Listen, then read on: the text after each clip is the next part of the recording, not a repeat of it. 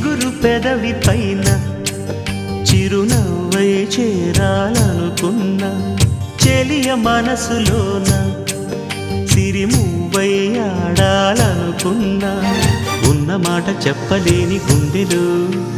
విన్నపాలు వినపడలేదా హారతిచ్చి స్వాగతించు కళ్ళలు ప్రేమ కాంతి కనపడలేదా మరి అంత దూరమా కలలు కన్న తీరమా జాబిలమ్మ నీకు అంత కోపమా జాజి పూల మీద జాలి చూపుమా